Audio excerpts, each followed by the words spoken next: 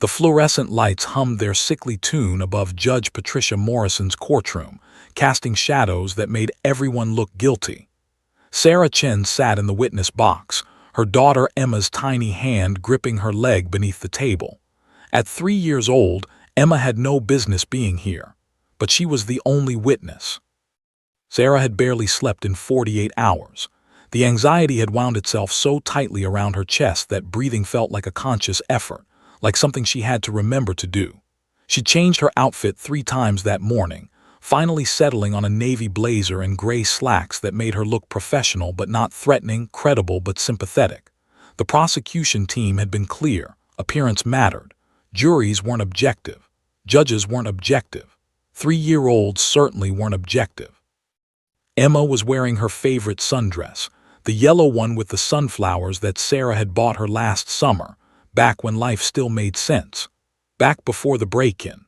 Back before nightmares and therapy sessions and lawyers and countless police interviews had become their new normal. The dress was slightly too small now. Emma had grown an inch in the past 6 months, but Sarah had insisted on it anyway.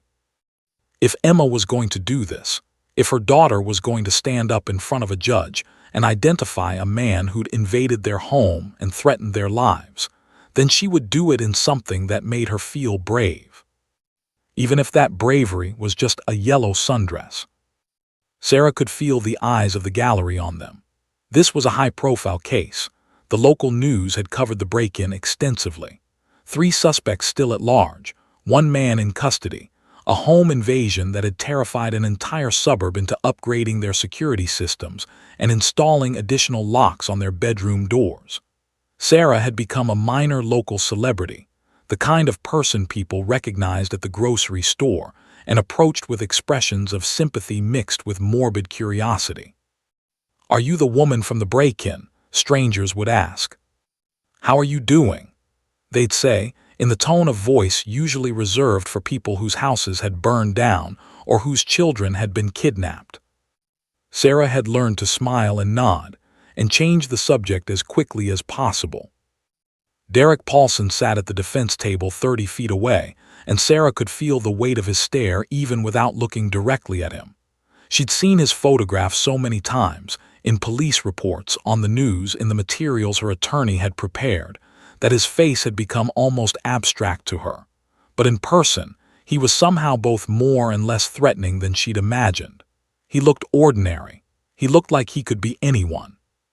He looked like the kind of person who could smile at you in a grocery store checkout line, while harboring the capacity for casual violence against a woman and her young children.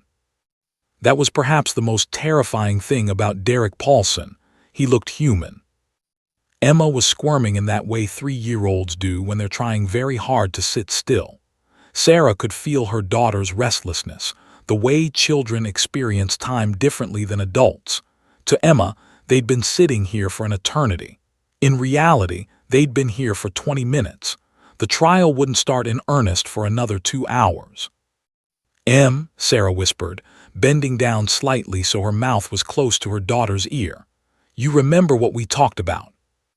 Emma nodded solemnly, her dark eyes reflecting the harsh courtroom lights. Sarah saw herself in those eyes, the exhaustion, the fear, the weight of something too heavy for such small shoulders to carry. What Sarah had talked to Emma about was simple, at least on the surface. "When we go to court, there will be a man sitting at a table.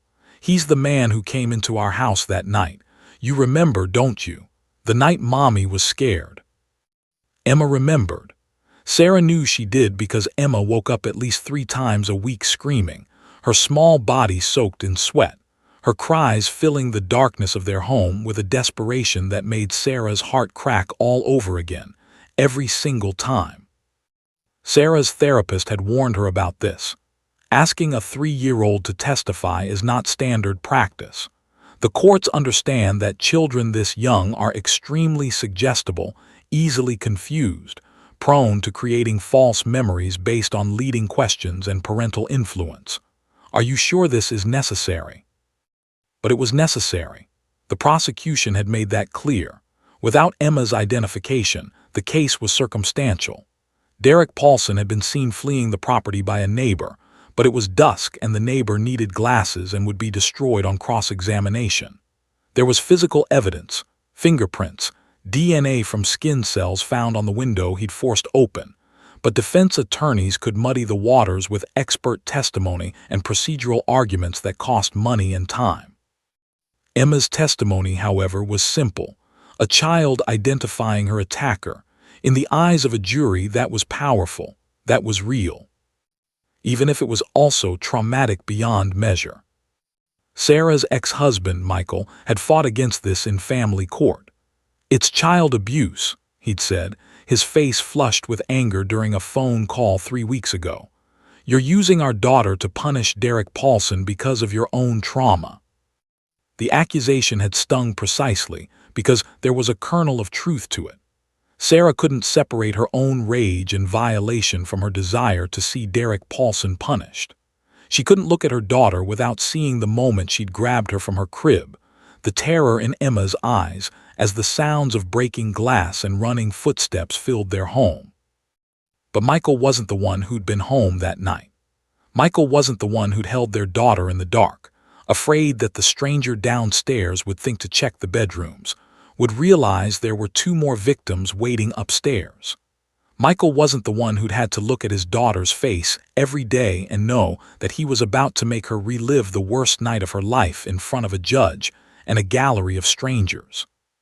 Michael was, however, the one who'd made the comment that had stuck with Sarah most deeply: "You're going to fuck her up for life." And maybe he was right. Maybe by bringing Emma here, by asking her to identify Derek Paulson, Sarah was planting trauma so deep that it would take decades of therapy to excavate. Or maybe she was teaching her daughter that standing up against the people who hurt you was worth the fear, that speaking the truth mattered, that a 3-year-old girl could be brave enough to point her finger at danger and say, "No, not in my house, not to my family." The courtroom doors opened, and a man in uniform entered, carrying a folder. This was Officer Marcus Daniels, the lead detective on her case. He'd been kind and thorough, the kind of cop who remembered that the victims weren't just witnesses but people whose lives had been fundamentally altered. Behind Officer Daniels came someone else. A dog. Emma's entire body went rigid against Sarah's leg. Sarah felt it immediately, the sudden tensing, the catch in her daughter's breath. This was the moment everything would change. The dog was a German Shepherd, beautiful and massive and calm. He was the K-9 unit from the police department. His name, according to the police reports Sarah had read obsessively, was Rex. He'd been the one to chase Derek Paulson through their backyard that night. He'd been the one to alert the police to an intruder on the property. He'd been the one to save their lives in a very real and measurable way. But to Emma, looking at Rex probably didn't feel like salvation. It probably felt like being thrown back into that terrible night. Sarah could feel her daughter trembling.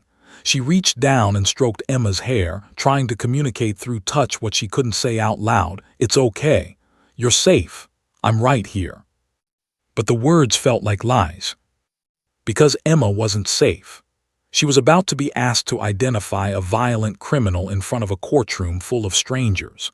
She was about to have her trauma acknowledged and validated, and then picked apart by a defense attorney whose job was to make her seem unreliable, confused, and easily manipulated. Judge Patricia Morrison looked over her reading glasses at the scene unfolding in her courtroom. She was a woman in her 60s, with the bearing of someone who'd seen enough of human nature to know that it was basically terrible, but had decided to spend her life trying to create systems that acknowledged that fact. "Are we ready to proceed?" Judge Morrison asked. Sarah's attorney, a sharp woman named Linda Kowalski who'd been handling the case pro bono because Sarah couldn't afford her normal rates, stood up. "We are, Your Honor." Derek Paulson's attorney, a man named Robert Chen, no relation to Sarah, though the shared surname created an uncomfortable cognitive dissonance every time she saw his nameplate, also stood. "The defense is ready, Your Honor." Sarah felt Emma's hand grip tighter on her leg. This was it. This was the moment where the promise Sarah had made her daughter, that they would go to Dairy Queen afterward, that she could get any flavor she wanted, was about to be tested against the reality of what being brave actually cost. Sarah had promised Emma that everything would be okay if she just came to court and told the truth. But as she looked at her trembling 3-year-old daughter, at the German Shepherd being positioned in the courtroom, at the gallery of strangers waiting to hear what a toddler would say about violence and fear, Sarah wasn't sure that promise was one she could keep. All she could do was hope that Emma was brave enough to survive what came next. The courtroom seemed to inhale sharply. Judge Morrison's expression shifted, a flicker of something between compassion and deep concern. Derek Paulson's jaw clenched so tightly Sarah could see the muscle working beneath his skin from 30 feet away. His attorney immediately leaned toward him, whispering urgently, his hand placed firmly on Paulson's arm as if physically restraining him from doing something that would make his situation worse. But it was already worse. Derek Paulson's face had gone pale, not the pale of innocence, but the pale of a man watching his carefully constructed legal defense crumble in real time. Emma's tiny finger remained extended, trembling visibly, pointing directly at Derek Paulson with the certainty of a child who knew exactly what she'd seen. Sarah felt her throat close up. Emma had been so young that night, only 2 years old, barely verbal in a complete sentences kind of way. They'd been upstairs in Sarah's bedroom, in that twilight between waking and sleep, when the sound of breaking glass had pierced the darkness like a gunshot. Sarah had grabbed Emma and locked them in the master bathroom, holding her daughter against her chest so hard she worried she might be crushing the breath out of her. Sarah's free hand had covered Emma's mouth, gently, but firmly enough to muffle her cries while the stranger downstairs ransacked their home, searching for cash, for jewelry, for anything valuable enough to steal. How could a 3-year-old remember a face in the dark? How could Emma possibly identify him with such certainty when she'd barely been conscious that night, when she'd been drowsy and terrified and small enough that her entire world was just her mother's arms and the sound of her own racing heartbeat? But she had. Emma had pointed and she had known. "Emma," Judge Morrison said gently, setting down her pen with deliberate care, as if moving too quickly might startle the child and break whatever spell of clarity had come over her. The judge's voice was soft, maternal even, the practiced tone of someone who understood that what was happening right now was extraordinary and fragile. "Can you tell me what you remember about that night?" Emma was still pointing. Her entire body had become rigid, her arm extended like she was trying to physically push Derek Paulson away from her mother, away from the safety they'd been trying so desperately to rebuild over the past 6 months. Sarah could see the tears beginning to form in her daughter's eyes. She could feel Emma's body beginning to shake against her leg. This was the moment Sarah had feared most, not the moment Emma couldn't identify Derek Paulson, but the moment she could.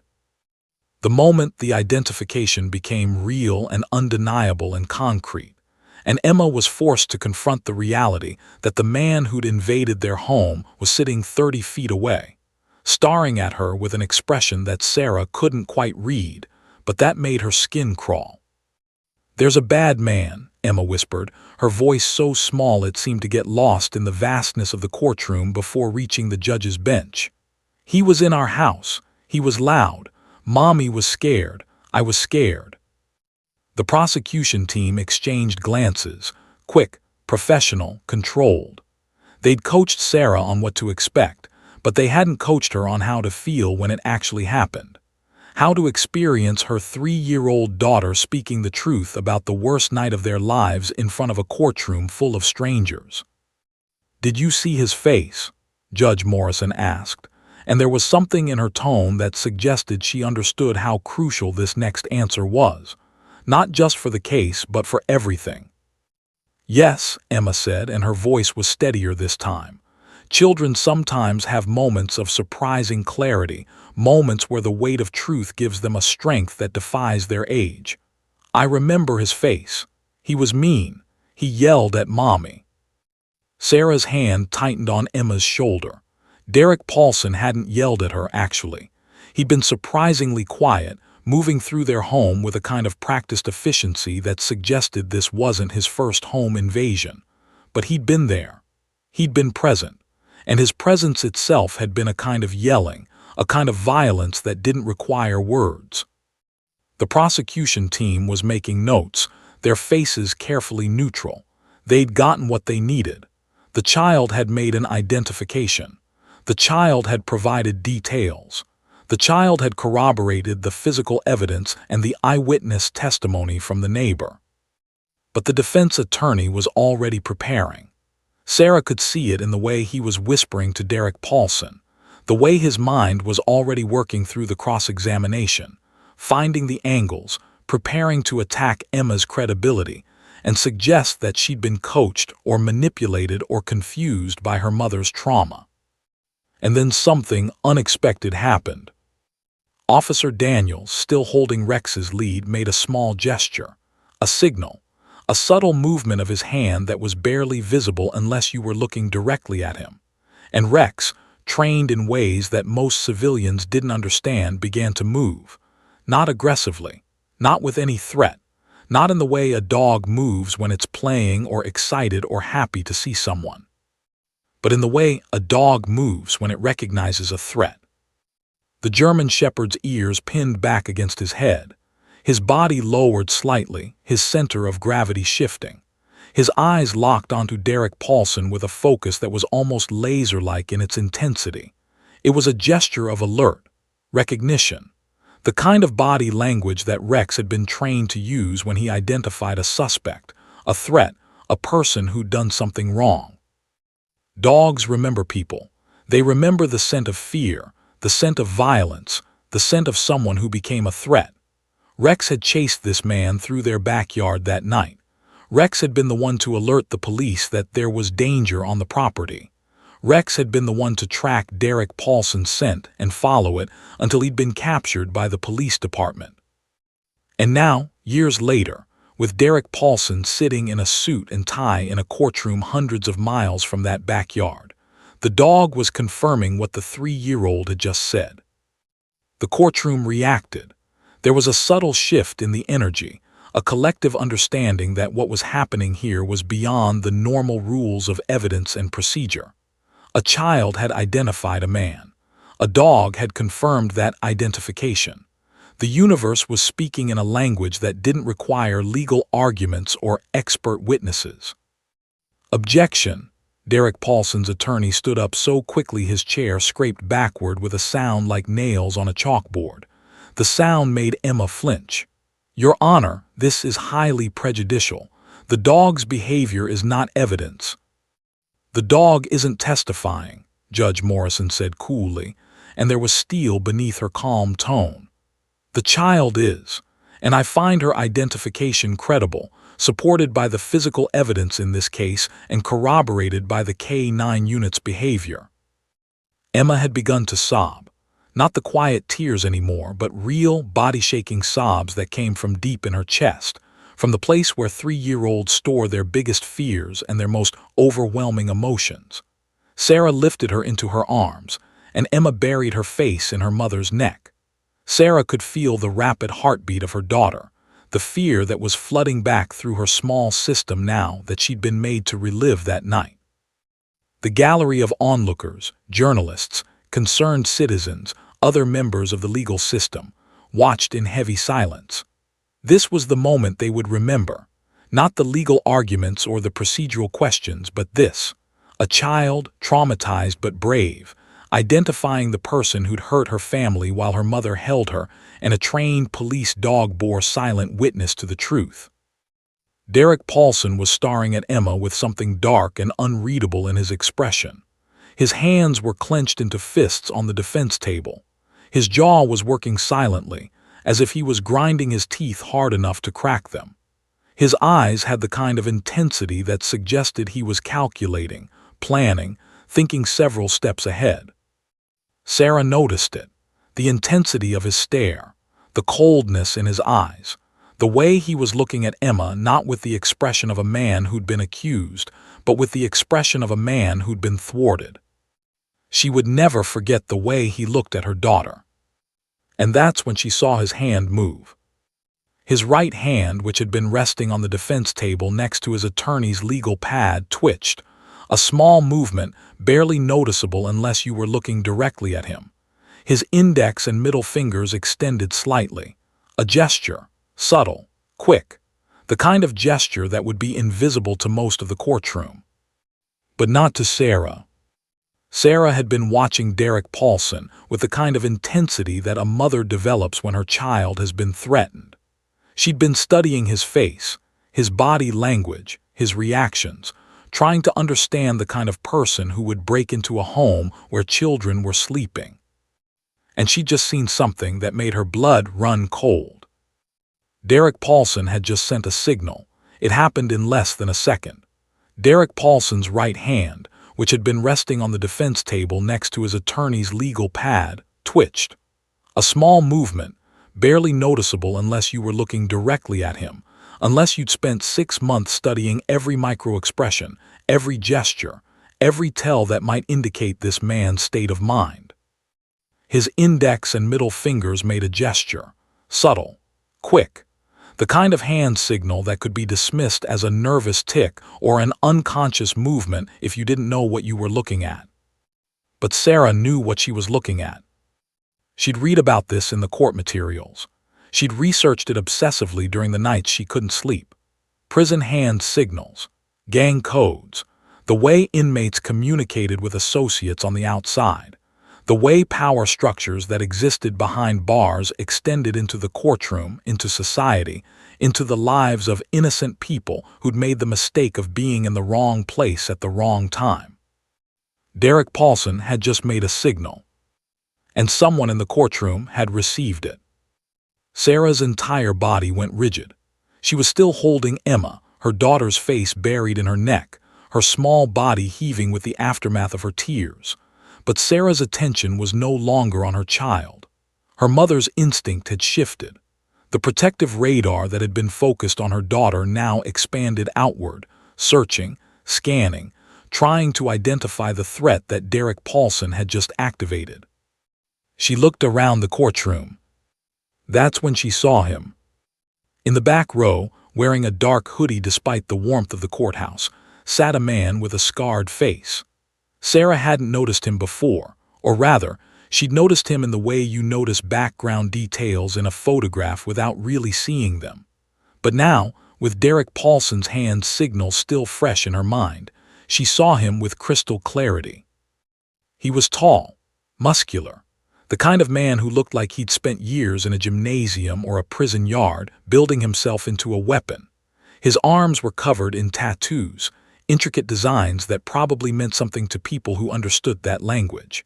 His face was scarred, a long white line running from his left temple down to his jaw, the kind of scar that came from violence, from being on the wrong end of a blade or a fist. And his eyes were fixed on Emma.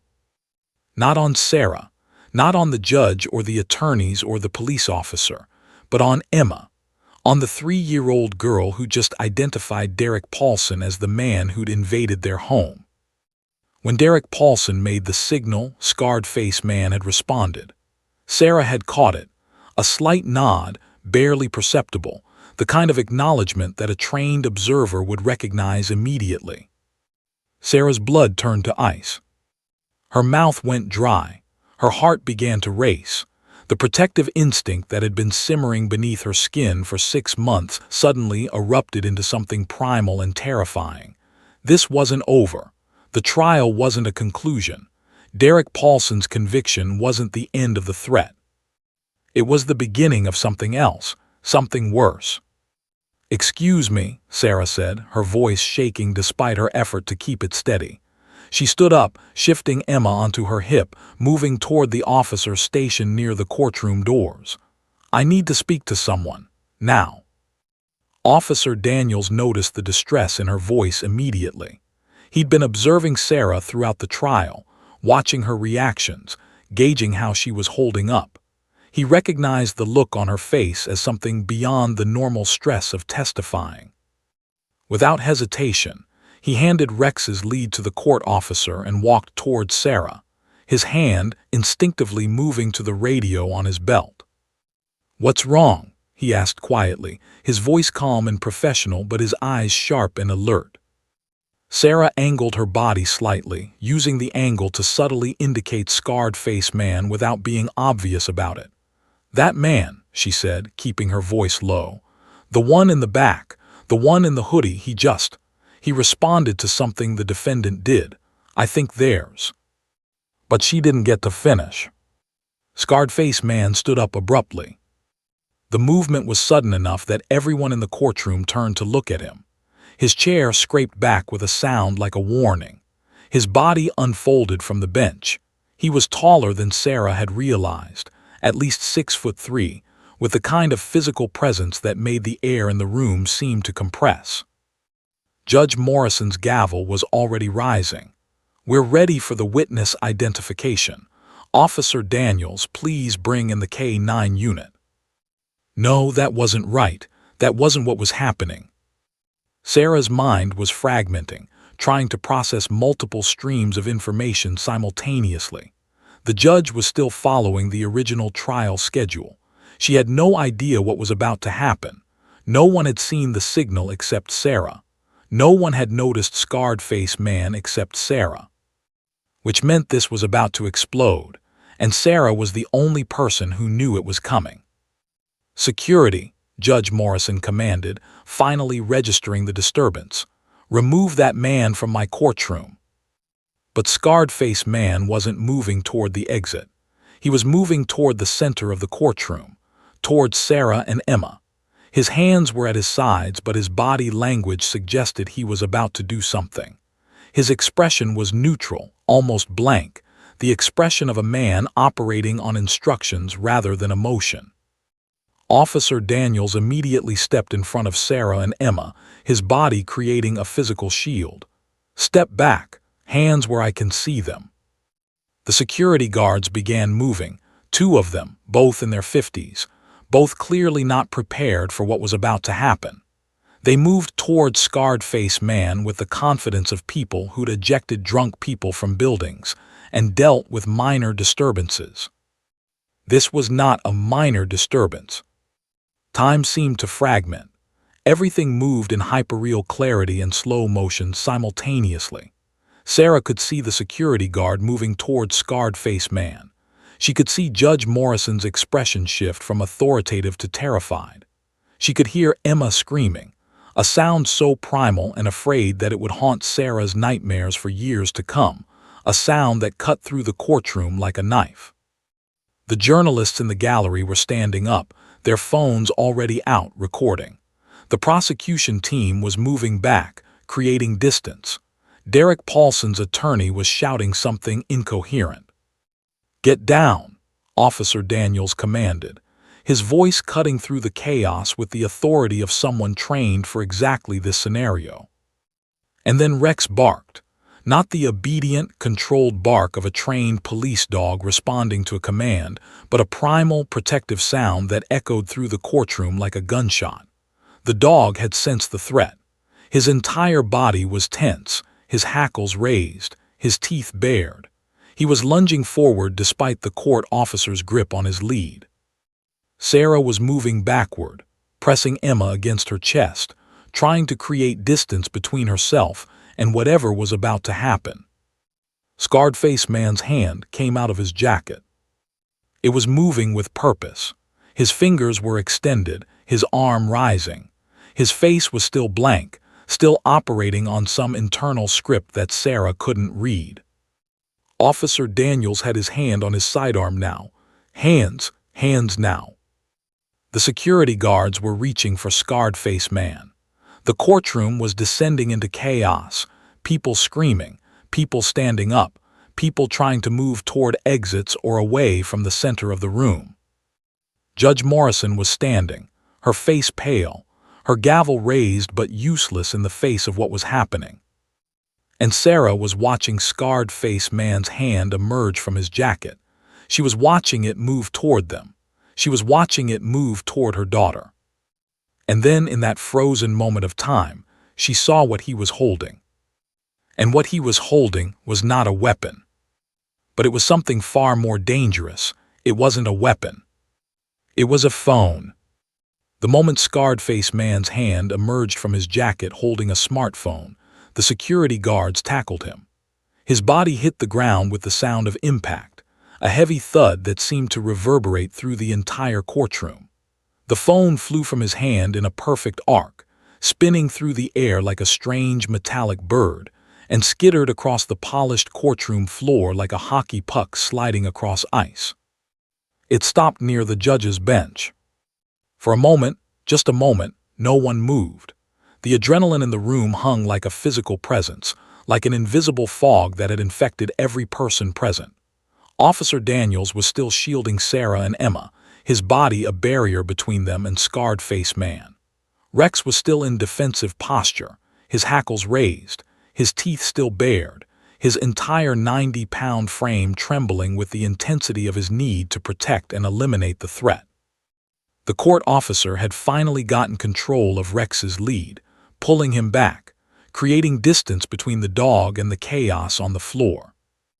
Emma was screaming so hard she could barely breathe. Her small body was hyperventilating against Sarah's chest, her cries becoming a kind of keening sound that was almost inhuman in its expression of pure fear. Sarah was making shushing sounds, trying to comfort her daughter, but her own attention was locked on that phone, locked on the device that had caused all of this. The security guards had scarred-faced man pinned to the ground now, their combined weight holding him down. He wasn't struggling. He wasn't fighting. He was lying there with his face against the cold tile of the courtroom floor, his body completely still, his expression completely blank. The blankness was somehow more terrifying than rage would have been. It suggested that he'd been prepared for this, that his mission, whatever it was, had been completed, and he didn't care what happened to him now. Judge Morrison, her face flushed with a mixture of anger and deep concern, leaned forward from her elevated bench. "What in God's name is happening in my courtroom?" One of the security guards retrieved the phone carefully, using a tissue to avoid contaminating it, a gesture that suggested law enforcement training, that suggested everyone in this room understood that this phone was now evidence. He handed it to Judge Morrison with visible confusion, his eyes still tracking scarred-faced man, making sure the threat remained neutralized. Judge Morrison looked at the screen of the phone. Sarah watched her expression change. It wasn't subtle. It was dramatic and complete. The judge's face went pale. Her jaw clenched. Her eyes widened, and for just a moment, Sarah saw real fear in the expression of a woman whose entire life had been built around maintaining control and authority. "This court is in recess," Judge Morrison said quietly, standing up with the kind of deliberate slowness that suggested her legs might not be completely reliable. "Officer Daniels, I want this man in custody immediately. Judge Harrison, contact the DA's office and tell them we have a situation. Everyone else, clear the courtroom." Sarah still didn't understand. Her mind was fragmenting, trying to process what was happening. She was holding Emma, who was now hiccuping through sobs, her small body racked with trauma and fresh fear. The nightmare she'd just begun to recover from was happening all over again, but worse somehow. Worse because it wasn't contained to the past anymore. Worse because whatever that phone contained had made a sitting judge go pale. Officer Daniels gently guided Sarah toward a back exit. "Come with me, now." As they were being ushered out of the courtroom, Sarah caught a glimpse of the phone screen in the judge's hands. What she saw made her stomach turn to stone, made her vision narrow, made the world seem to tilt on its axis. It was a video feed. Specifically, it was a security camera feed, the kind that shows a live location in real time, the kind of feed that would be transmitted from a camera mounted inside someone's home, feeding information to a remote viewer. And in that feed, Sarah could see the interior of a house she recognized instantly. Her house. Her living room, to be precise. The walls she'd painted sage green last spring. The couch she and the children had picked out together at the furniture store. The family photos on the mantel, pictures of Marcus and Emma, pictures from her wedding to Michael, pictures from happier times. But someone was in her house. Multiple someones, based on the shadows moving through the rooms. Sarah could see at least 3 distinct silhouettes moving through her living room, moving with purpose, moving with the kind of coordination that suggested they knew exactly what they were looking for and where to find it. They were ransacking her home, in real time, while she was in the courtroom, while she was here with her children safe beside her, believing that they were protected by law and order and the justice system. Her eyes met Officer Daniels. He'd seen it too. His entire body had gone rigid. His hand had moved to the radio on his belt, but he hadn't keyed it yet. He was still processing, still trying to understand the full scope of what was happening. "My babysitter," Sarah whispered, the words coming out in a voice that didn't sound like her own. "I left my babysitter with my son. He's at home. Oh God." The words felt inadequate, insufficient. They couldn't contain the full scope of her terror. "What's your address?" Officer Daniels was already moving, already radioing, already mobilizing every resource available to him. His voice had changed. It had become harder, sharper, the voice of a man who'd shifted into crisis mode. She rattled it off, her voice breaking. The address of the home where she'd felt safe just hours ago. The home where her 5-year-old son, Marcus, was supposed to be with a responsible adult. The home that was now being violated in real time on a phone that had just been brought into a courtroom. Everything was happening at once. Scarred-faced man being arrested, the courtroom in chaos, Emma screaming, officers radioing for backup, and somewhere across town in the home where Sarah had felt secure just hours ago, there were intruders. But these weren't random burglars. Sarah understood that now, with a clarity that was shattering. This was coordinated, calculated, premeditated. Derek Paulson had made a signal in court, and Scarred-Faced Man had responded by showing Officer Daniels, and more importantly, showing Sarah, a live feed of an invasion happening at Sarah's home. It was a message. It was a threat. It was a declaration of war against a woman and her children. Officer Daniels was getting them into an unmarked police car within minutes, but those minutes felt like hours. Sarah sat in the back seat with Emma pressed against her, watching her daughter's small body continue to shake with aftershocks of terror. The drive to Sarah's house should have taken 15 minutes. Officer Daniels did it in 7, lights flashing, siren wailing through the quiet suburban streets like a banshee warning of disaster. Sarah kept trying to call the house. No answer. She tried calling Melissa, her babysitter, straight to voicemail. She tried texting Michael, her ex-husband, asking if he'd picked up Marcus early. No response. The radio in the front of the car crackled with urgent chatter. Multiple units were being dispatched. A tactical team was being assembled. The situation was being classified as a home invasion in progress. But Sarah already understood the full scope of what was happening. And that understanding was more terrifying than any weapon.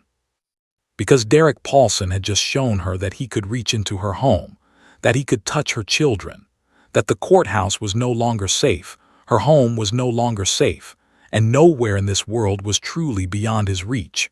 Officer Daniels got them into an unmarked police car within minutes. The drive to Sarah's house should have taken 15 minutes on a normal day with normal traffic and normal circumstances. This wasn't any of those things. Officer Daniels did it in 7 minutes, his hands gripping the steering wheel so tightly his knuckles had gone white, his eyes locked on the road with an intensity that suggested he was operating on pure instinct and years of training. The lights flashed silently. The siren wailed through the quiet suburban streets like a banshee warning of disaster, like a sound that was tearing through the fabric of normalcy and declaring that something fundamental had broken. Sarah sat in the back seat, Emma pressed against her on one side. Her phone was in her shaking hand. She'd called the house repeatedly, 7 times, 8 times, losing count. No answer, just the ringing sound that continued endlessly, unanswered, uncaring, a sound that had become the soundtrack to her personal apocalypse. She'd called her babysitter, Melissa, a 22-year-old college student who'd been with the family for 8 months. The girl had been reliable, responsible, kind to the children, straight to voicemail. Sarah had left 3 messages, her voice getting progressively higher, more desperate, more frantic. "Melissa, if you're there, pick up. Melissa, I need you to," but there was no Melissa. There was only the automated voice of the phone company, the electronic void, the absence of response that was somehow more terrifying than any answer would have been. She'd texted Michael, her ex-husband, asking if he'd picked up Marcus early. No response. But Michael didn't usually pick Marcus up early. Michael didn't usually deviate from the carefully negotiated custody schedule. Michael was predictable in the way that people who have been through bitter divorces learn to be predictable. Every action calculated, every movement documented, every deviation noted and potentially used as evidence in future custody disputes. The radio in the front of the car crackled with urgent chatter. Officer Daniels had been coordinating with dispatch since they'd left the courthouse, his voice professional and clipped as he relayed information and requested backup. "Multiple units en route," the dispatcher said. "Tactical team assembling at staging area 2 blocks from target address. We have drone footage being prepared. Time of arrival, 3 minutes." 3 minutes? Her son had been in danger for at least 10 minutes. Maybe longer. Maybe since right after Emma had identified Derek Paulson in court. Maybe the intruders had been waiting for that signal, waiting for Derek Paulson's hand gesture, waiting for the moment when they could execute the second phase of whatever plan had been orchestrated. Sarah's mind was cycling through scenarios, each one more horrifying than the last. Was Marcus hiding? Was he scared? Had he understood what was happening? At 5 years old, he had some understanding of danger. He'd been present in a periphery sense during the original break-in. He'd heard the sounds of his mother's terror, even if he'd been in another room, even if he hadn't seen the intruder. Was he remembering that terror now? Was he reliving it? "My kids," Sarah whispered, the words coming out in a voice that didn't sound like her own. It sounded like someone else's voice, someone from a different world, someone who still believed in the possibility of safety. "They want my kids." Officer Daniels didn't take his eyes off the road.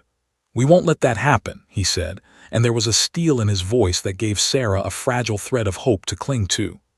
"I want you to listen to me very carefully. When we arrive at your home, I need you to stay in the vehicle. Stay with Emma. Do not get out, do not try to approach the house. Do not do anything that might put your daughter in additional danger. Understood?" Sarah nodded, even though he wasn't looking at her, even though the gesture meant nothing in this context. They turned onto her street, and Sarah saw her home. This place that was supposed to be their sanctuary, this place where she'd spent the past 6 months trying to rebuild a sense of safety and normalcy, was now surrounded by police cars.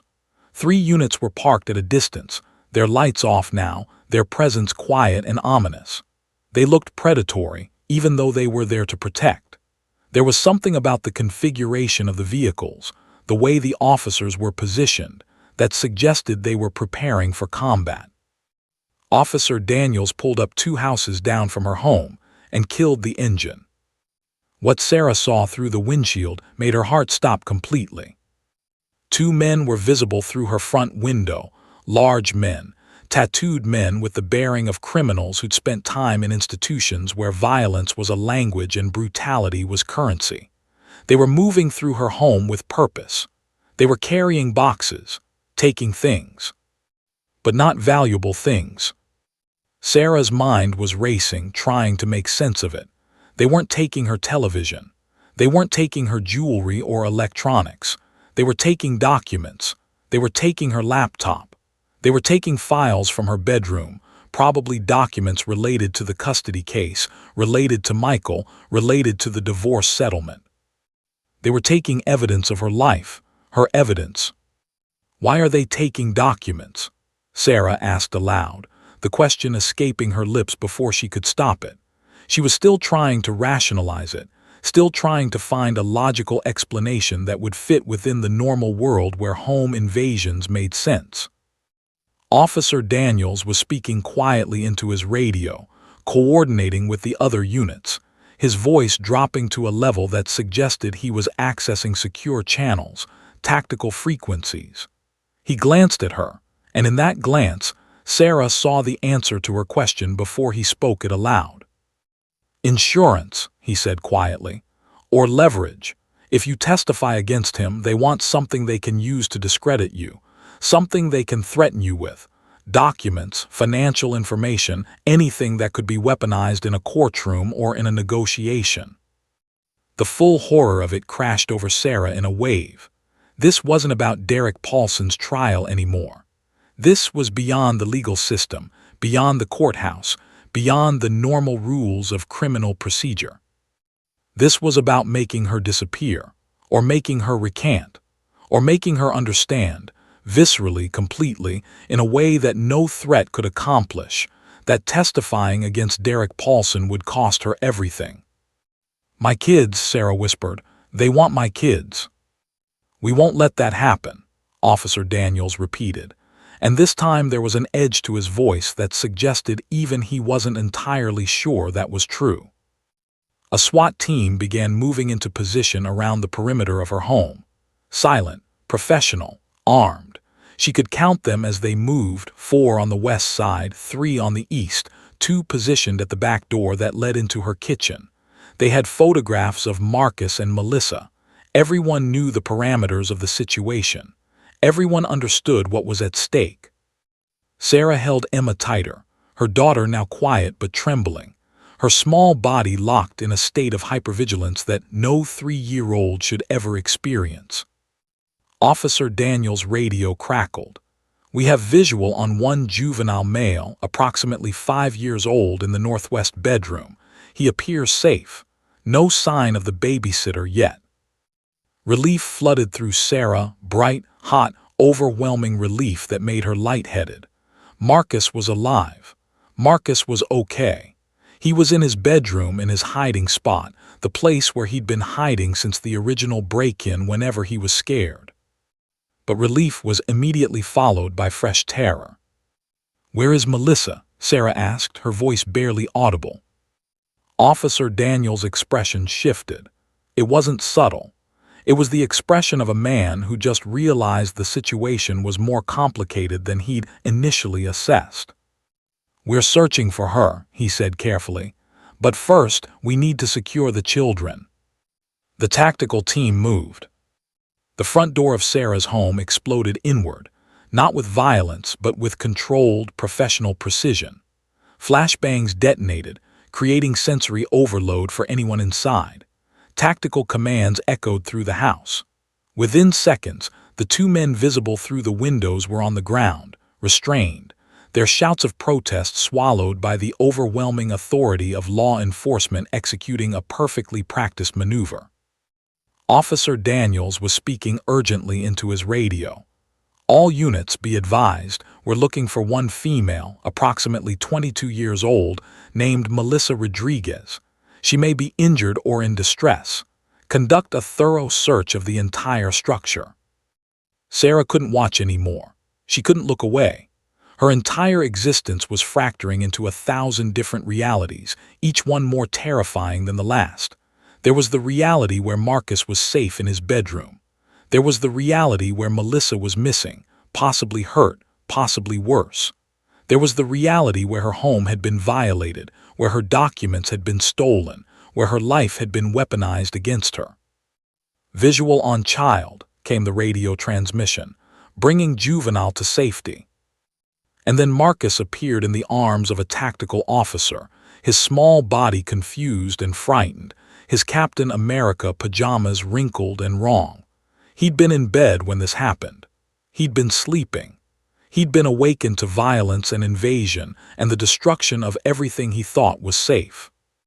When he saw Sarah's car, he began to cry, reaching his arms out toward her with the desperation of a child who'd been traumatized and needed nothing more than his mother's presence. Officer Daniels unbuckled from the front seat and retrieved Marcus from the tactical officer, bringing him to the car. Sarah immediately gathered both her children to her, one on each side, her entire body wrapping around them like armor, like a shield that could protect them from the horrors that were still unfolding. "Melissa is in the master bathroom," came the radio transmission. "She's been restrained with zip ties, appears to be unharmed but disoriented. We're getting her out now." Sarah closed her eyes, thanking a God she rarely prayed to. Melissa was alive. The babysitter was alive and being extracted and would be okay. But Officer Daniels' expression had changed. He was listening intently to something on the radio. His jaw was clenching. His hand had gone to his sidearm, a gesture so subtle that Sarah almost missed it. "What?" Sarah asked. "What's wrong?" "There's a fourth suspect," he said quietly. "They're finding evidence of a fourth person who was here, someone coordinating from inside the home." Sarah's stomach dropped. "What do you mean, coordinating from inside?" Officer Daniels didn't answer immediately. He was listening to more radio traffic, his face growing darker with each passing second. Finally, he turned to her. "The burglar alarm," he said.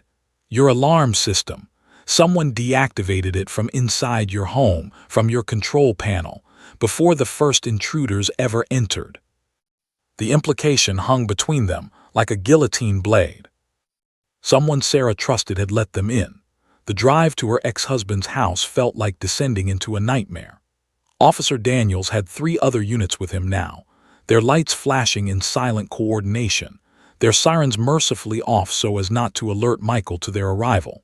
The situation had escalated from home invasion to potential kidnapping in the span of 15 minutes, a crime that would destroy any remaining custody rights, unless that was exactly what was about to happen. Unless that was part of the plan all along. Sarah sat rigid in the back seat, Emma and Marcus on either side of her. Emma had cried herself into an exhausted, hiccuping silence. She was staring out the window with the blank expression of a child whose emotional reserves had been completely drained. Her small thumb had moved to her mouth, a regressive behavior her therapist had warned about, a sign of deep psychological distress that would require months to reverse. Marcus was asking questions that Sarah couldn't answer, questions that revealed the fragmented understanding a 5-year-old had of danger and safety and adult betrayal. "Why are the police cars following us? Are the bad men coming? Where's Daddy?" How do you explain to a kindergartner that his father might have orchestrated an invasion of the home he's supposed to be safe in? How do you tell him that the man who tucked him into bed at night, who read him bedtime stories, who'd promised to take him to the park on Saturday, might be part of a conspiracy to take custody away from his mother through terror and coercion? You don't, you lie. You say, "We're going to see Daddy and we need to tell him something important. The police are coming with us because they want to help." It was a lie that tasted like poison in her mouth. Officer Daniels' phone rang. It was the DA, Judith Walsh, the same prosecutor who'd been handling Derek Paulson's original case. Her voice came through the speaker, sharp and precise, cutting through the ambient noise of the car and the children's confusion. "We've recovered Derek Paulson's phone," Walsh said without preamble. "Officer Daniels, we have text messages, direct communications between your suspect." "Michael Chen," Sarah heard herself say. The name felt foreign on her tongue. Michael, her ex-husband, the man she'd married 7 years ago in a ceremony her mother had spent months planning, the man who'd held their daughter when she was born, the man who'd promised to love her and cherish her and remain faithful until death did them part. Michael Chen. "And Michael Chen dating back 6 months, Walsh continued, her voice methodical, clinical, presenting facts like pieces of evidence being laid out on a table. This goes deeper than we thought. Michael Chen appears to have initiated contact with Paulson's associates in prison. He planned this entire thing. The break-in, the failed prosecution attempt, all of it was designed to create a situation where Paulson would be released on bail and Michael would have leverage to take the children. The words hung in the air like a sentence that refused to be fully understood. 6 months. Michael had been planning this for 6 months, since before the original break-in, since before Emma and Marcus had been terrified and traumatized, since before their lives had been turned into instruments of his custody battle. What kind of leverage? Sarah heard herself ask, though she already knew the answer. She could feel it approaching like a predator circling in the dark. She could smell it on the wind. She understood on some deep level of her consciousness what Michael and Derek Paulson and all the others had been trying to accomplish. Threatening testimony, Walsh said quietly. If you recant or disappear, they get what they want. Your ex-husband wanted custody. Derek Paulson wanted out of prison. His associates wanted money. Everyone benefits if you become too frightened to testify. Sarah's hands were shaking so badly she could barely hold her children. This was beyond anything she'd imagined. This wasn't a crime of passion or rage. This wasn't the kind of violence that erupted from anger in the moment. This was calculated, methodical, premeditated destruction of her life. This was a conspiracy where her children had been weaponized, where her trauma had been used as a tool, where her fear was the entire point. Officer Daniels turned onto Michael Street. The house was a modest 2-story colonial with a manicured lawn and a basketball hoop in the driveway. It looked normal, safe, innocent. This was the house where Sarah had brought her children every other weekend for the past year. This was the house where she dropped them off and trusted them to their father's care, believing in the legal system's ability to protect custody arrangements and enforce parental rights. This was the house of the man who'd been orchestrating the destruction of her life. Sarah could see movement in the upstairs window, a shadow passing behind the curtains. Someone was home. The police units pulled into position, surrounding the house with the kind of tactical precision that suggested they'd done this before, that they knew exactly how to prevent escape and secure a perimeter. Officer Daniels didn't cut the sirens this time. He let them wail as they approached the house, making it clear to everyone inside that this was a coordinated law enforcement action, that resistance was futile, that the game was over. Michael Chen appeared on the front porch before the cars had even come to a complete stop. He was holding a suitcase. The suitcase was partially packed, clothes spilling out of the top, suggesting he'd been in the process of fleeing when the police arrived. He'd heard the sirens. He'd known what was coming, and his first instinct had been to run, to disappear, to abandon the custody battle and the conspiracy and everything connected to it in favor of survival. For a moment, just a moment, his eyes met Sarah's through the car window. And in that moment, she saw something that chilled her to her core far more effectively than any weapon could have. He wasn't sorry. He wasn't regretful or panicked or filled with remorse. He was angry, furious that his plan hadn't worked, furious that Sarah had been perceptive enough to catch the signal in court, furious that his carefully constructed conspiracy had collapsed before he could fully execute it. His expression was the expression of a man who'd been thwarted, not the expression of a man who'd done something wrong. Officer Daniels pulled open the car door. He moved toward Michael with the deliberate slowness of a man exercising restraint, of a man fighting his own instinct to simply tackle the suspect and be done with it. Michael Chen, you're under arrest for conspiracy, filing false testimony, home invasion facilitation, kidnapping conspiracy, and... Michael was already speaking. I want to see my kids, he said, his voice cold and demanding. It wasn't a question. It wasn't a request. It was a declaration, delivered in the tone of a man who still believed he had rights in this situation, who still believed the custody agreement was relevant, who still believed the legal system would side with him. You lost that right when you decided to orchestrate a home invasion, Officer Daniels said flatly, his voice cutting through Michael's entitlement like a knife. He continued reading him his rights as other officers took him into custody, handling him with professional efficiency despite the rage that Sarah could see simmering in Michael's eyes. But as they were placing handcuffs on him, Michael's face twisted with rage. He began to struggle against the officers, his eyes locked on Sarah's face through the car window. His mouth was moving, shouting something, his entire body bucking against the restraint of the handcuffs. "You'll never be able to keep them from me," he was screaming, his voice reaching a pitch of hysteria that Sarah had never heard from him before. It was a sound that belonged to a man whose carefully constructed reality had just been shattered. "They'll find out what kind of mother you are. They'll find out what you did to me. They'll find out." Officer Daniels slammed the car door shut with deliberate firmness, cutting off Michael's voice mid-sentence. But the damage was already done. Emma and Marcus had seen their father being arrested. They had heard his rage, his accusations, his implicit threats about what he would tell them, what he would convince them to believe about their mother. They had watched as the man who'd read them bedtime stories was placed in handcuffs and taken away by police officers. They would remember this moment for the rest of their lives. Sarah understood that the real crisis, the one that would define her family's future, wasn't happening in the courtroom or in the driveway. It wasn't happening in the legal system or in the criminal justice process. It was happening inside her children's hearts. Because now Emma and Marcus would have to process the betrayal of both parents. Emma had been traumatized by Derek Paulson's invasion. Marcus had been terrorized in his own home.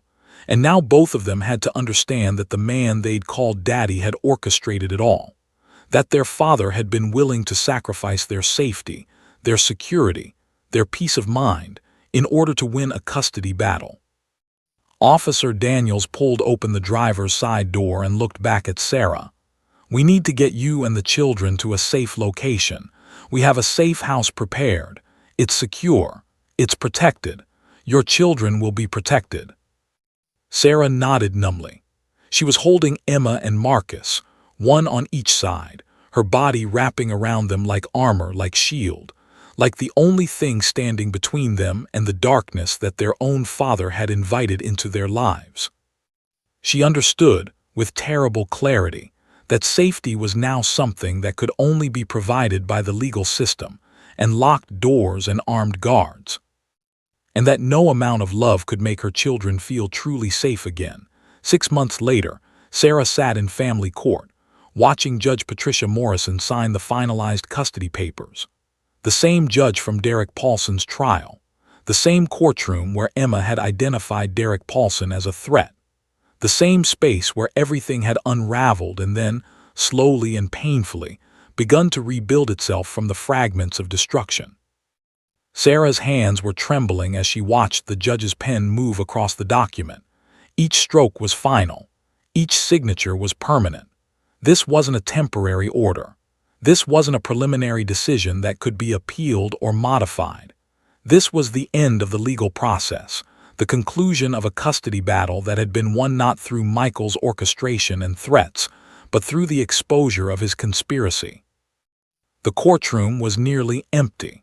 The high-profile nature of the case had drawn media attention for weeks, but the actual custody hearing had been closed to the public, the judge's decision to protect the children from additional publicity and trauma. Sarah was grateful for that. She didn't need her personal devastation broadcast to the world.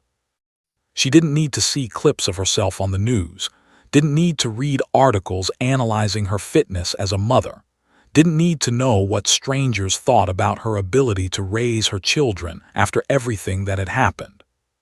Judge Morrison looked up from the papers. Her expression was compassionate but final.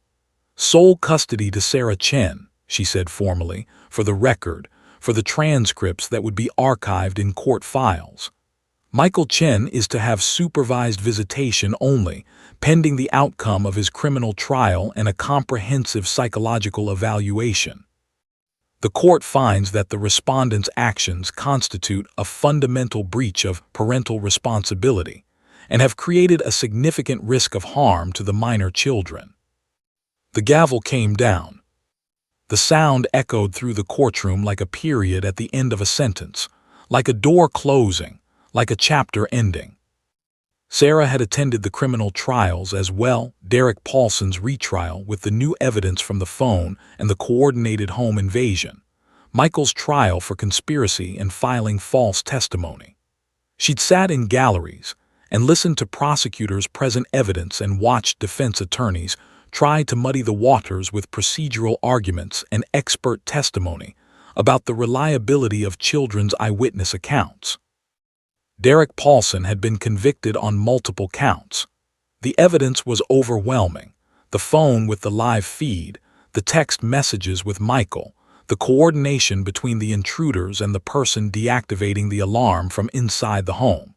He was facing 12 years in prison, and the prosecutors were pushing for additional sentencing enhancements because the crime had involved children and had occurred during a trial proceeding. Michael had also been convicted: conspiracy, filing false testimony, home invasion facilitation. The court had heard testimony from Michael's own attorney about how he'd engaged the services of Derek Paulson's criminal associates, how he'd planned the invasion, how he'd deactivated the alarm from inside the house before leaving that afternoon. The worst part had been hearing the prosecution present evidence of Michael's motivations. The custody evaluator's report suggested that Michael hadn't believed he was harming his children. He believed that Sarah was an unfit mother, that her insistence on testifying against Derek Paulson was victimhood narcissism, that the children would be better off in his care once Sarah was too traumatized to fight for custody. That's what had chilled Sarah the most. Not Michael's rage, but his rationalization. Not his cruelty, but his ability to convince himself that his actions were necessary, protective, correct. After the custody hearing, Sarah stood on the courthouse steps with her attorney, Linda Kowalski, who'd represented her pro bono throughout the entire legal process. The journalists were waiting again, smaller crowd this time, media attention having moved on to other crimes, other trials, other families destroyed by violence and betrayal. Sarah had agreed to give one statement, just one. Standing on the courthouse steps with Emma and Marcus's hands in hers, she looked directly at the cameras. She'd prepared remarks, had practiced them with her therapist, had thought carefully about what message she wanted to send. But when the moment came to speak, the words that emerged weren't the ones she'd prepared. "I want to say something," she began, her voice steady. It was a voice she'd learned to use in the past 6 months, a voice that acknowledged pain but refused to be consumed by it. To anyone who is in a situation where someone is using their children as a weapon or a bargaining chip, you are not alone. There are resources, there is help, and there is hope. She paused, looking down at her children. Emma had started therapy 6 months ago. She still had nightmares, still woke up screaming several times a week, but the frequency was decreasing. The intensity was lessening. She was learning slowly that the darkness of night didn't mean danger was coming. She was learning that her mother's presence meant safety. Marcus had behavioral issues at school. His teachers said he was acting out from the trauma. He'd become aggressive with other children during recess, hypervigilant about threats that didn't exist. He was seeing the same therapist as Emma, trying to process the fact that his father had betrayed him, had put him in danger, had treated him as a pawn in a custody battle. Both children would need years of healing. Both children would carry scars from this. Both children would have moments throughout their lives when something would trigger the memory of this time, when the fear would return, when they would doubt their safety or their mother's ability to protect them. But they were alive. They were together. They were in a home where they could begin, slowly and with professional help, to rebuild their sense of security. "My children are safe now," Sarah continued, her voice cracking slightly. She paused, composed herself. The journalists waited, the cameras recorded. But healing isn't just about being safe. It's about remembering that the world still has good people. It's about rebuilding trust. It's about. Her voice cracked. She stopped, composed herself. Emma squeezed her hand. Marcus looked up at her with eyes that were both too old and too young. It's about knowing that courage isn't the absence of fear. It's showing up anyway. The camera flashes intensified. The journalists called out questions. But Sarah was already walking, holding her children's hands, moving toward her car and whatever came next. Officer Marcus Daniels was waiting by the vehicle, his K-9 partner Rex beside him. The dog had been instrumental in identifying Derek Paulson and had since become a minor celebrity after the case made headlines. Several media outlets had done features on Rex, highlighting the intelligence and loyalty of police K-9 units, talking about how a dog's instinct could sometimes perceive danger better than human reasoning. Rex had become, in some ways, a symbol of the case, a symbol of protection, of good people doing good things, of the systems that worked. "You did good," Officer Daniels said simply, his hand resting on Rex's head. The dog was calm, trained, his massive head resting against Sarah's thigh as she approached the car. "Emma identified a bad man in court," Sarah said, repeating the words Officer Daniels had spoken to her months ago, "and it set off a chain reaction that destroyed my family." "Emma identified a bad man in court," Officer Daniels corrected gently, his voice firm but kind, "and it exposed a conspiracy that was designed to keep him in prison in the first place. Without her, without you, he would still be out there. Your children would have been used as leverage to set him free." Sarah wanted to believe that. She wanted to find meaning and purpose in what had happened, but mostly, she just wanted her children to be okay. She wanted Emma to sleep through the night without nightmares. She wanted Marcus to play with other children without rage and fear driving his behavior. She wanted to be able to look at her children without seeing the trauma reflected in their eyes. But that would take time. Over the following months, Derek Paulson's network of criminals began to unravel. Anthony Diaz, the scarred-faced man who'd brought the phone into the courtroom, was convicted of conspiracy to commit kidnapping. Additional associates were arrested and charged. The web of crime that Derek Paulson had been at the center of was systematically dismantled. Michael was sentenced to 8 years in prison. The sentencing judge had been harsh, clearly influenced by the fact that Michael had weaponized his own children. The judge had specifically stated in her sentencing remarks that Michael had committed a crime not against the legal system, but against the sacred bond of parenthood, that he had violated the most fundamental duty a parent could have. And slowly, Sarah's children began to heal. One evening, nearly a year after the arrest, Emma was playing in the backyard while Sarah watched from the porch. Her daughter was laughing, spinning in circles, running through the grass with the kind of abandon that Sarah had worried she might never experience again. Emma wasn't whole yet. Emma would probably never be fully whole, but she was laughing. She was safe. She was, in small increments, learning to trust the world again. Sarah's phone buzzed. A text from her therapist. "How are you doing with the guilt?" The question that had haunted Sarah for months. The question that had kept her awake at night. The question that she was finally beginning to answer. 1 year after the custody hearing, Sarah stood in her kitchen on a Saturday morning, watching her children eat breakfast. The sun was coming through the window in that particular way that made the ordinary world look somehow sacred. Emma was chattering about her preschool graduation, which was happening next week. Marcus was drawing pictures of superheroes on the back of his cereal box, his tongue poking out slightly in concentration. This was normal. This was the life that Sarah had fought so hard to protect and preserve. It was also fragile. Sarah understood that now. She understood that normalcy wasn't a permanent state but something that had to be defended, nurtured, consciously chosen every single day. The trauma of the past 18 months hadn't disappeared. It had simply become integrated. It was part of their story now, part of who they were, but not the entirety of who they were. Emma's preschool graduation was particularly meaningful.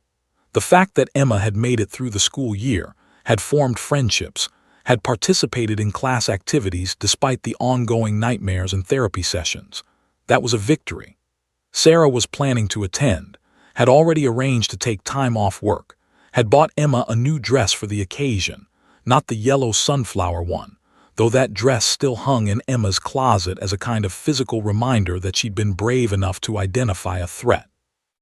Marcus's behavioral issues at school had largely resolved. His last report card had shown improvement in social interactions and classroom participation. He still had moments when the fear bubbled up, when a particular sound would trigger a flashback, when something would remind him of the day his home had been invaded. But his therapist reported that he was developing healthy coping mechanisms, that he was learning to name his emotions and ask for help when he needed it. Sarah's own healing had been slower and more complicated. She continued therapy with Dr. Huang every other week, working through the guilt, the PTSD symptoms that occasionally surfaced, the complicated feelings about Michael and Derek Paulson and the justice system. She'd had moments of real despair, nights when she couldn't sleep, when anxiety would grip her chest, when she wondered if she'd made the right choice in bringing Emma to court, in pursuing the case, in demanding accountability. But she'd also had moments of clarity, moments when she understood that she'd done what she needed to do.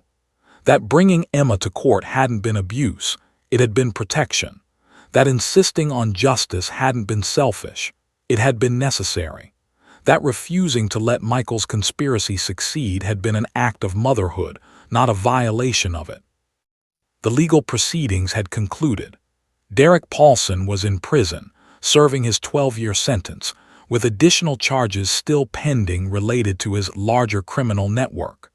Michael was in prison, serving his 8-year sentence, and had been ordered to undergo psychological evaluation and treatment while incarcerated.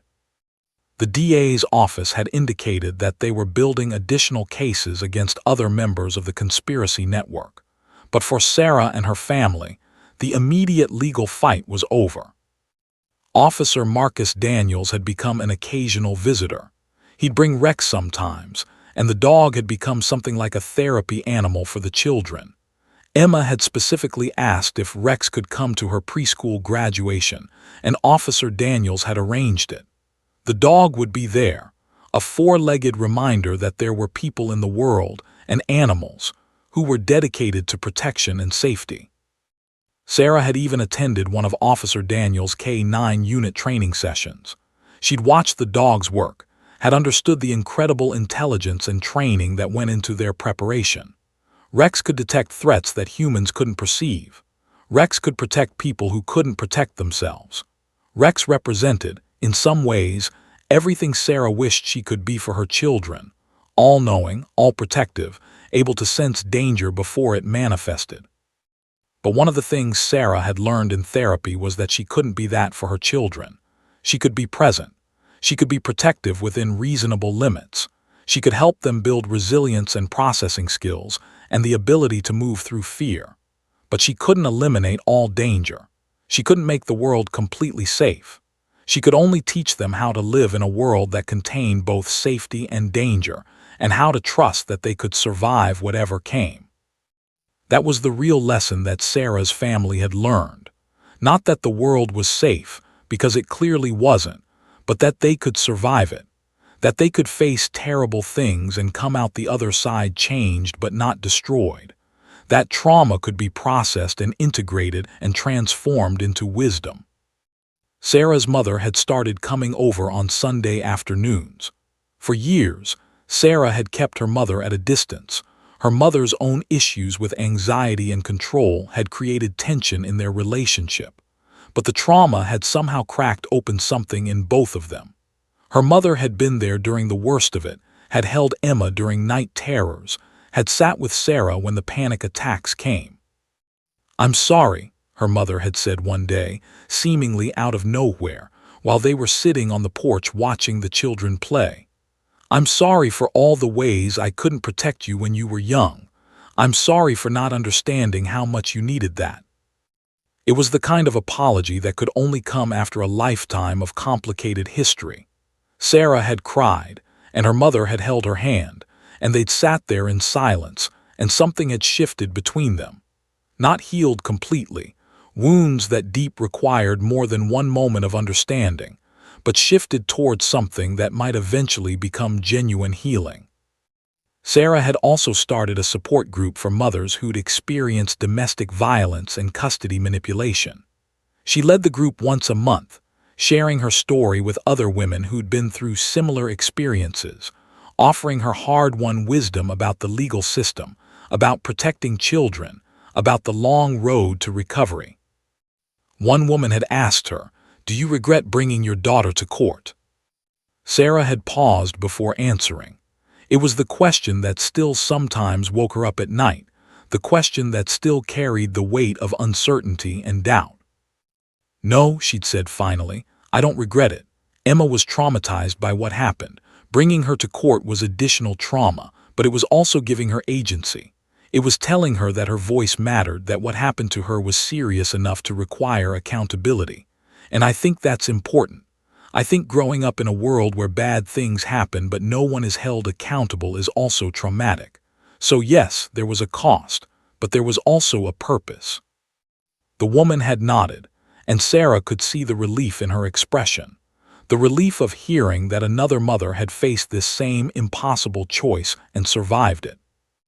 As the day of Emma's preschool graduation approached, Sarah found herself thinking about the yellow sunflower dress. She'd worn it to court on the day Emma had identified Derek Paulson. That dress was connected to the worst moment of Emma's childhood, and yet Emma had asked if she could wear it again, just for a little while, to remember how brave she'd been. Sarah had carefully cleaned it, had made sure it was perfect, and had left it on Emma's bed the night before the graduation. The morning of the graduation, Emma had put it on without being asked. She'd looked at herself in the mirror and said, "I'm brave, just like I was in court." Sarah had knelt down beside her daughter and had held her, this small girl who'd survived something no small girl should have to survive, who'd used her voice to protect her family, who'd found a way to integrate her trauma into a story of courage and survival. "Yes, baby," Sarah had whispered, "you're brave, you've always been brave." And in that moment, watching her daughter prepare for her graduation in the dress that represented her worst day and her greatest strength, Sarah had felt something she hadn't felt in a long time: hope. Not the absence of fear, not the assumption that nothing bad would ever happen again, but hope that her family would continue to survive, to heal, to build something meaningful from the rubble of what had been destroyed. Hope that trauma, while it could break you, could also transform you into someone stronger, braver, more aware of what truly mattered. And hope that in the end, love and protection and the fierce determination of a mother could be enough to carry her children through the darkness and into the light.